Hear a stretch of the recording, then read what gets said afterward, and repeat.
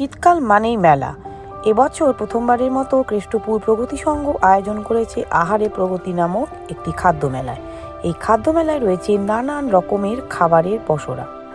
বিকেল 4টে থেকে রাত 10টা অবধি এই খাদ্য মেলা অনুষ্ঠিত হচ্ছে। এখানে খাবার দাবারের পাশাপাশি রয়েছে বিশিষ্ট ব্যক্তিদের দ্বারা পরিচালিত সাংস্কৃতিক অনুষ্ঠান।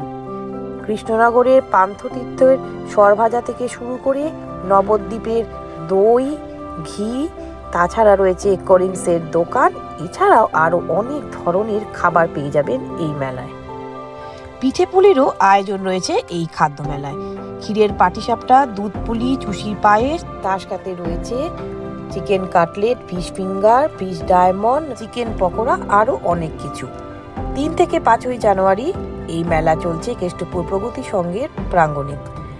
আজই হলো এই মেলার শেষ দিন, তাই দেরি না করে হাজির হয়ে যান খাদ্য মেলায়।